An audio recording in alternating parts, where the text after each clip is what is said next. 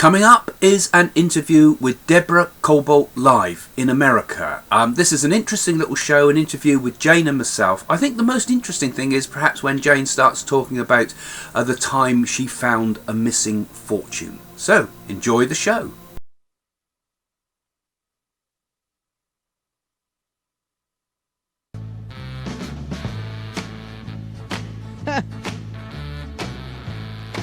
Hi, everybody. Thanks for being here. Another fun edition of Deborah Cobalt Live. I hope everybody had a really nice Thanksgiving. Tony, how was your Thanksgiving? It was wonderful. Thank you very Did you much. stay in town? I did. I had a great tummy fillers. Yeah, too much tummy fillers. It's like, Yeah. oh, no, I'm going to be good this year. You know, I've got to lay off the pumpkin pie and just be a little good. But we had a great time. I got to see some family I haven't seen in a while. It was really, really nice. And while we were with family we haven't seen in a while, we were talking about my parents, and everyone who watches the show knows that they've passed in recent years. And we have two very interesting people on today who claim to be able to sort of, be able to contact those who have passed. And they're pretty well known. We've got Craig and Jane Hamilton Parker calling from England. Thanks for being here. Hey, how are you? Can you hear me? Hello? Can they hear me? We can hear you now. Oh, okay, great. Hi. Oh, did you hear the big studio audience of people clapping for you? Into the spirit world. Oh, we've got a huge audience for you here today. So anyway, thank you for joining us. It's 9 o'clock at night for you over in Winchester, England. So kind of joining us with your hot chocolate and jammies. So you are psychic mediums and spiritual leaders. What does that mean? Well, a psychic medium, our objective is to prove that the human personality survives death. That is, that we live in another world after we've died. And we do that by giving proof, evidence of survival through spirit communication. So how do you do that? How do you spiritually contact people who've passed? I don't quite get how this works. I've never done this before. And I'm intrigued. Well, it works different. It works differently for all types of mediums. There's lots of different mediums. You've got lots of them in America, just as we have them over here in England. But the way we work is through what we call mental mediumship. It's kind of inner communication. It's like a form of telepathy.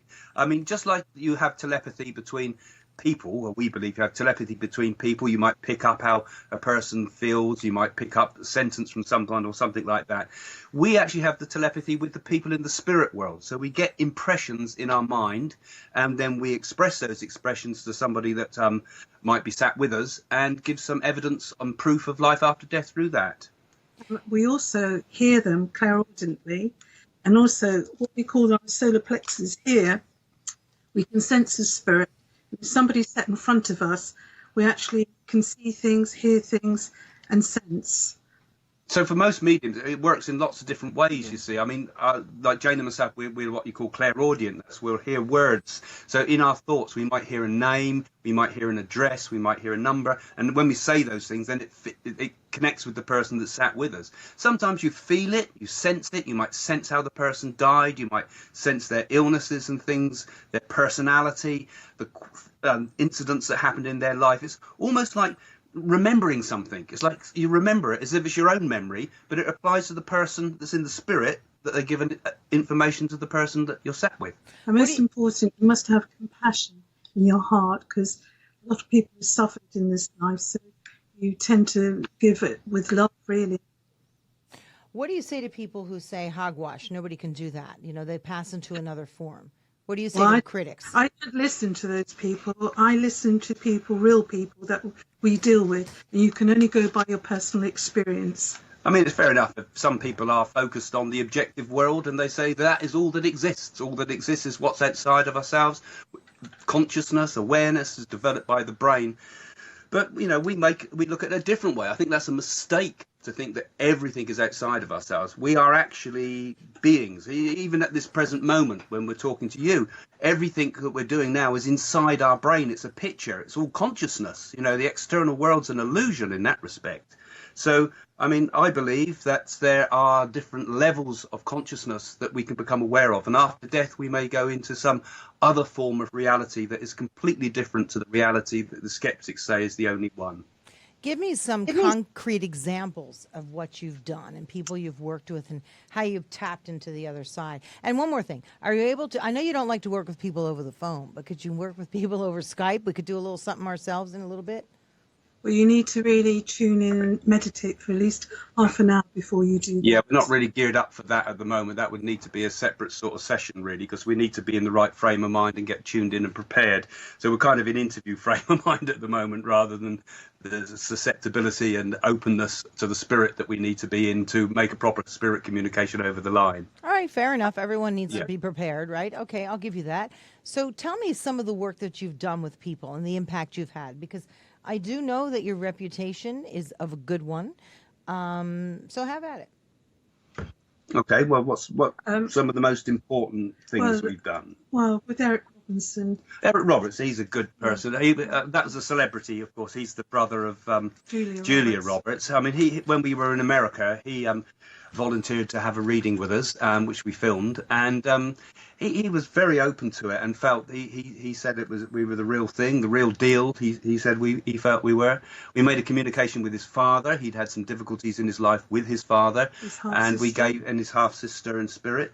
And gave him a lot of proof and evidence that he felt was very real. I mean, he gave an extremely good testimonial to camera.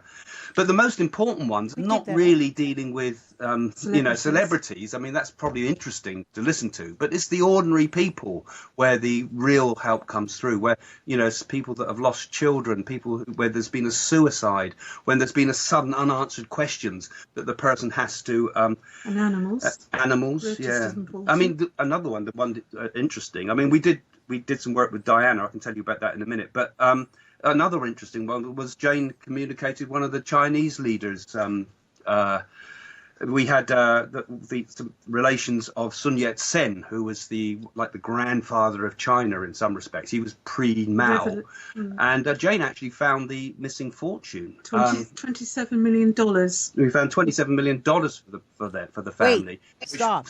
You found some missing money? I got to talk to you because that we didn't get a cut. How'd you pull that off? We're listening.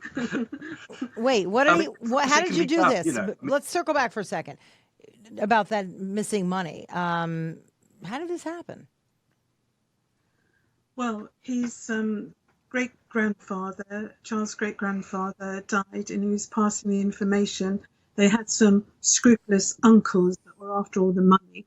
And the money was hidden, and the spirit world showed me exactly where it was hidden in Bermuda. And that's what wild. They never thought to look there. No, the lawyers in New York had sent the box to the wrong person, which landed on Charles' lap. Exactly, it was a big court case, and that's where they found the money.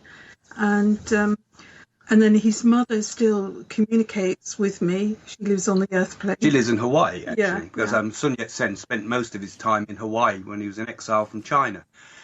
And the money, the 27 million, is going to a kind of a charitable cause because the mother is now having statues of her grandfather built around the world so that the message of his teachings, which is like a democracy for China, really. He was a very interesting man that came to America and learnt from American democracy and wanted to apply that to China. And of course, what happened in China, politics took over, the Maoist revolution and all the rest of it pushed his teachings to the side. And she's spending the money on basically helping to promote that cause. So that was something where the spirit world did something major. Outstanding. Now, I know you did some work trying to channel Diana, Princess of Wales. I know it was not well received, and they wouldn't even allow it to be shown, right, over in England, correct? It was shown in the end, but it was they didn't like to show it because it was a bit oversensitive, I think, at the time. Yeah, of course. What came of that? What came of that? Well, from our point of view, what we wanted to do, and we were asked to do it. It wasn't our idea. We were asked, could we do that? And we thought, let's be true. What happened? A Hollywood producer asked if we'd link with the spirit of Diana. So I said to him, "Just because you're rich and famous, it doesn't mean we dance to your tune. I'll have to ask my grandmother." He said, "Could you possibly ask your grandmother this weekend?" I said, "It's not as easy as that because she's in the spirit world." Anyway, I tuned in and she said it would be okay. Then we had a meeting, and then they arranged for us to meet these people that we've never met before. One was the royal Well, correspondent. the first thing we said, we can't just pull Diana out the air. You know, That's I can't right. say I'm in touch with Elvis or I'm in touch with That's this or it. that. We have to have people that can qualify what we say. So if we're given some proof, they've got to be able to give validation of that. So it needs to be people that are not just people that are fans of Diana. They have to be people that really knew her intimately, had to be close confidants of some sort, so that we could the things we said could be qualified and prove first and foremost that we were in touch with Diana. And that was one hell of a big thing to have to try to do on television, actually, because, you know, it's stressful enough doing Yeah, mediumship. there's no doubt. So, and again, you're saying you were able to do that. And what is it that she told you? What did you find out? Well, we gave a lot of evidence. I mean, I remember telling little things often clinch it for people, because you have to give something that's not in the press, not that could be looked up on the internet, not something that's very personal. So, I mean, for one of the girls, the clinch for her was from one of my ones, was that she always bought sweets for Diana, kept them in her pocket, and would always give her pear drops every time that Diana visited. And she said, "How did you know I kept the pear drops?" So that was something tiny but intimate and important that nobody else could have known about. And once we, and Jane, you had some. What mine was, there was a lady sat round the seance room, and Diana said, "You nearly came and joined me this Christmas because you got bitten by a snake." And she said, "Jane, that's true, because I have AIDS." Yeah, so there's lots of stuff like that. I mean, the program went on for nearly 2 hours, I think, altogether, or longer. So there's lots of information that we were able to give that was taken by the sisters that were with us and confirmed as being correct.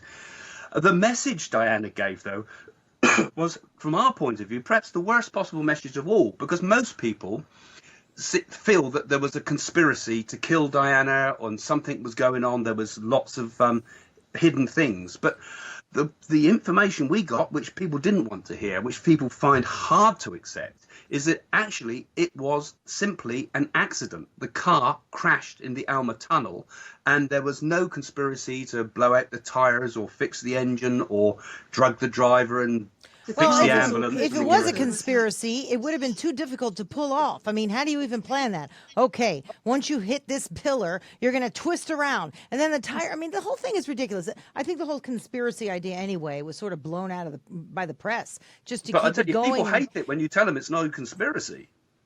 Pardon? They want to believe. People want to think it's a conspiracy. So. Yeah. I don't know. Did she have anything to say about her children, or any message she wanted to pass through to you about her children? That was the main reason I feel that Diana connected with us, and actually, because she might not have connected at all, you know, but she wanted to get the message out that her love for the children, basically, and that, you know, they wanted to give proof that, you know, she had survived death, as it were, that she did continue in the spirit world, and her message was one of love to her children. And, you know, it's proving really in many ways now that her love to her children was so strong that it's actually developed children that have very good values and very good qualities. Wonderful boys. That are going to, I think, hopefully shake up the monarchy here in ways that have never been done before. It's nice to see a bit of black blood in the family, which is going to happen with the marriage with Harry.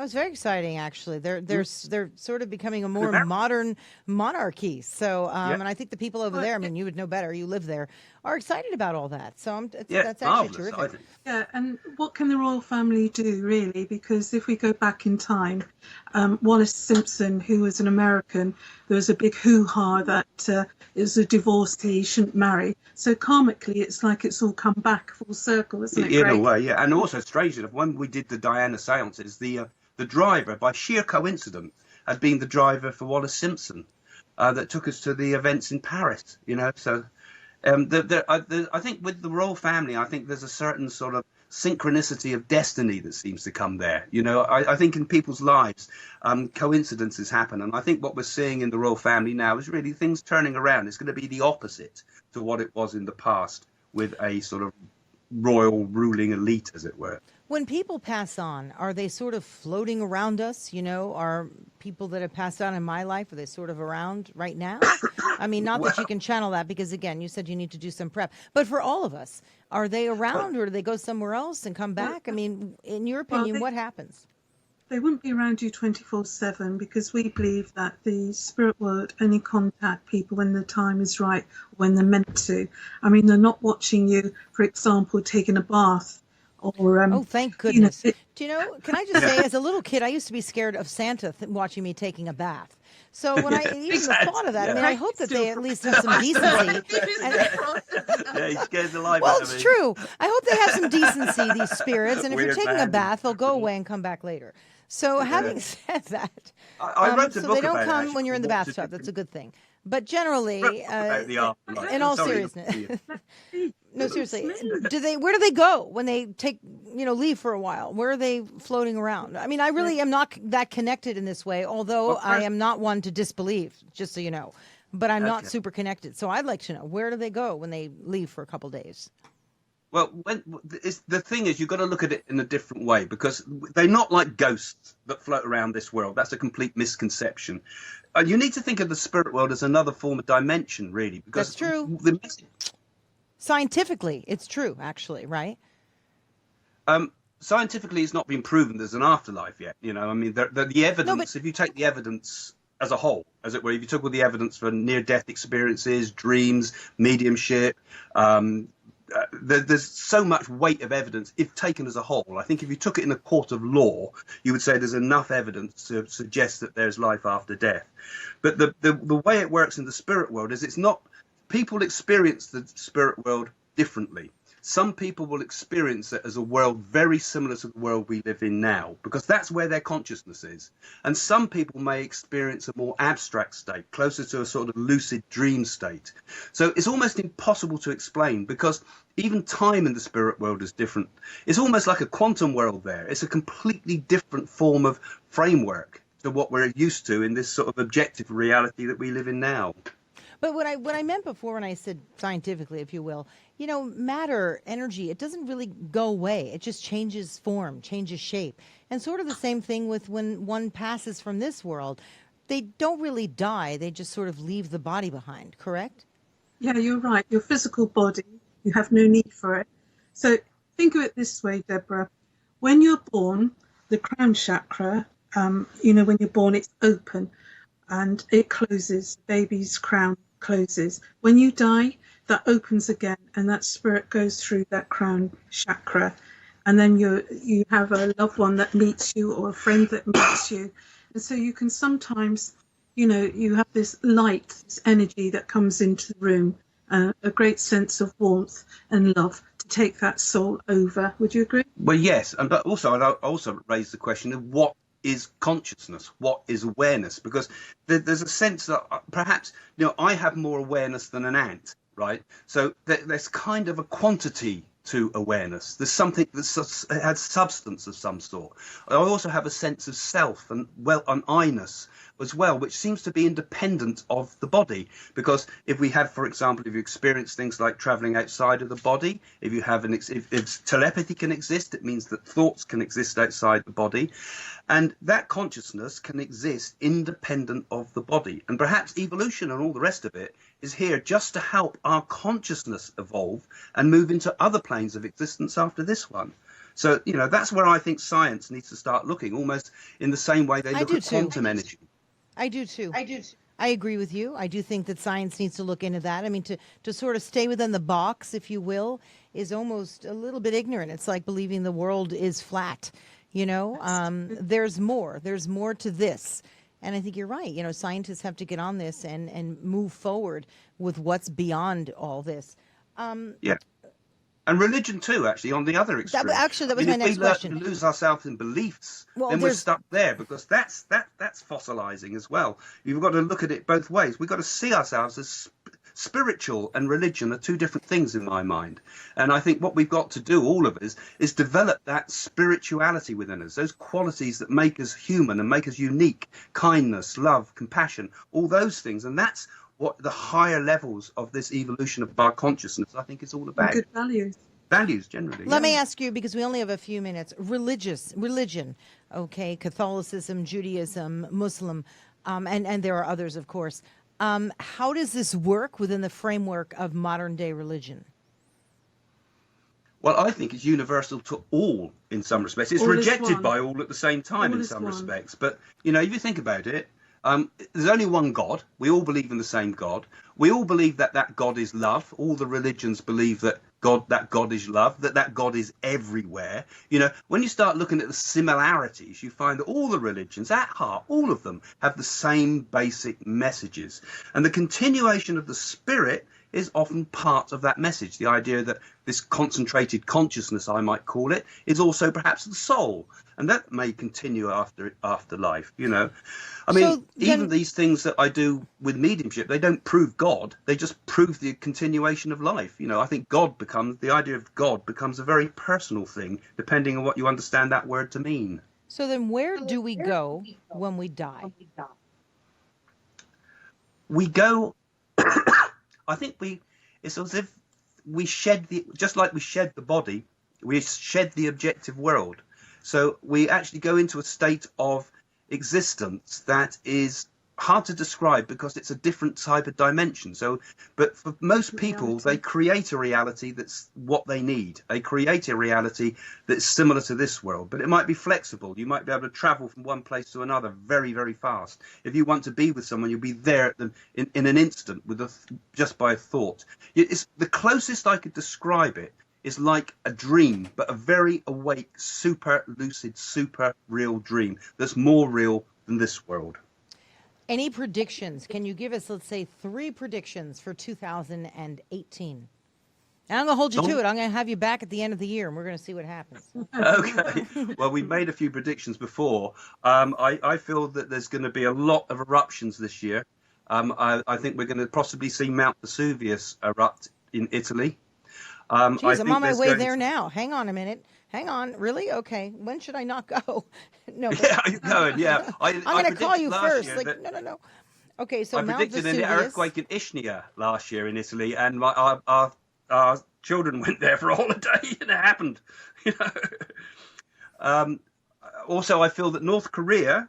I feel that he'll be deposed there. That his own people will pull down Kim Jong-il, isn't it? Or, you know, That would be the and way we to will go. get out of that crisis. That would be the way to go. I certainly hope that that's the way it Yeah. pans out. People But so that you their think his own- own people will bring him down? And how about Yeah, one or exactly. 2 more? And I think Trump's going to become more popular. I know there's an awful lot of bad feeling towards him, but I feel Trump, despite the things he says and his attitude, I think he will gradually become more popular because people will feel that he's a man that gets things done. He's a businessman. Interesting. So He's- Trump's he's going to got be more popular. Businessman. Trump more I popular. know. The guy I was over saying in before. the guy Also over in about North Hillary Korea Clinton. is going to be deposed by his own people. I like those two. Mount I think Vesuvius. Hillary I don't know. Clinton's gonna Hope turn to not. But religion. all right, give me 1 or 2 more before I let you go. Hillary Clinton is going to get very interested in religion, I feel, and start taking you'll start seeing on the media a lot more about her talking about religion, maybe even kind of preaching in a way. And your book's going to do very well too, Deborah. Is that right? Your book's going to do very well, my dear. How do you say that? Because I am working on one, and I Yeah, haven't really but talked you're about that. Going So to that's do pretty very, good. very well. Wait, what did you say? Your book is going to do very well. Well, now I'm really going to hold you to that because I haven't told too many people that I'm working on one. So that's very, very interesting that you said that. Thank you, and I'm going to hold that to heart because, wow, you really took me by surprise right there. How can people get in touch with you if they want to? Well, you can do a search on Google and find us under the name of Hamilton Parker. You'll find our website, which is psychics.co.uk. Not .com, co.uk, and we've got a good YouTube channel. I think people would look for us on YouTube. We've got loads of stuff with us actually doing the And the the foundation, demonstration. Craig, important. And also, most of our work goes to a foundation. We give the money we earn from the work we do, and our public work goes to help people in India. We've bought people cows. We've helped disabled children there. We've helped orphans, and we're trying to set a standard for mediumship and things like that. So we ask other psychics and mediums to go and look at that because And that's we're trying to set better values in what The Hamilton what life Parker does. Foundation, right? You're building That's a spiritual center, and you help the poor and destitute in India. I actually think that's terrific. So, putting your money where your thoughts are. So that's actually And you'll be able to see some clips of our new television program we're trying to make too, which was out with distributors at the moment, looking for a home, about Mystic Journey to India, where we went to India and talked to the astrologers, talked to the holy men there, and then did a lot of charitable work there. And you can see some clips of the work we've done helping the poor in India through our YouTube and website. Absolutely wonderful. Fascinating to talk to you both. I think you also have a very calming spirit yourself. So you sort of Using I the enjoy. good side. What was that? Using the good side of us. He's mad. Always. Anyway, Craig and Jane Hamilton Parker, thank you so much for calling us from Thank you. England tonight where you are. I really appreciate it. And we'll stay in touch, okay? Thanks so much. And thanks, everybody, for being here for another fun edition of Deborah Cobelt Live. And we'll see you next time. That's lovely.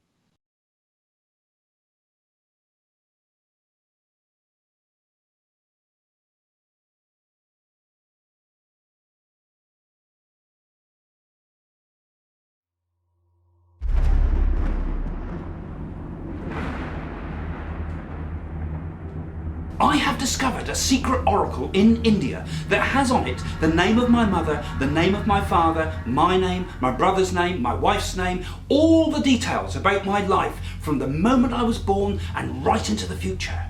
And it even tells me the time of my death. And to access this oracle, all it needed was my thumbprint.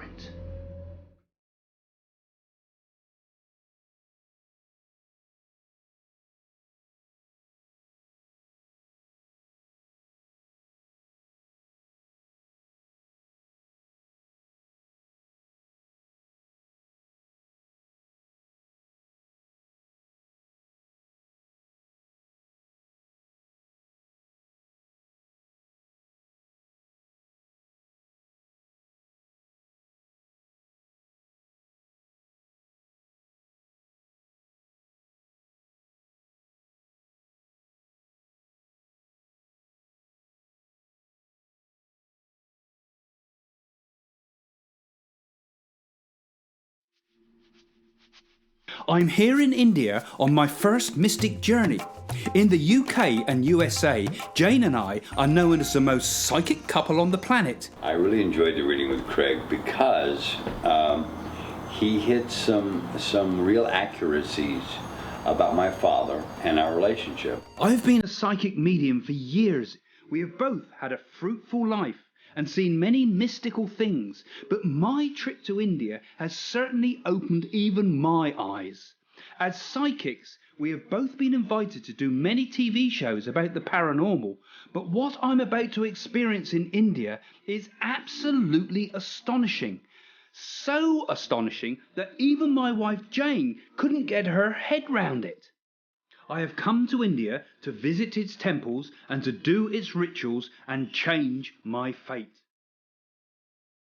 Everything the oracle has told me about my life so far is astonishing. What it has to say is so mind-boggling that I feel compelled to make this crazy journey in order to undertake the magical remedies it prescribes. I want to find out if these nadi leaves are a myth or the real thing, and if so, maybe I can uncover their secrets and discover if they can help other people too. On this journey, I meet a holy man who sleeps in a raging fire and is claimed will live for hundreds of years. This Siddhi yogi never eats, lives in a cave, and few people ever get to meet him. I am guided by two astrologers that help me clear my karma and explain to me the rituals that I must undertake. I am stunned by the beautiful landscapes and overwhelmed by the magical temples and mystic places. I love the people and the animals of India. I am visiting places where few Westerners ever go. It's a cultural shock and spiritual awakening. I feel an overwhelming inner transformation? Will I find the guiding light I need? My search takes me thousands of miles across India's breathtaking landscapes, and I see magnificent things. To clear my karma, the Oracle has told me to do charitable work, undertake magical rituals and remedies. This is the adventure of a lifetime. This is my mystic journey.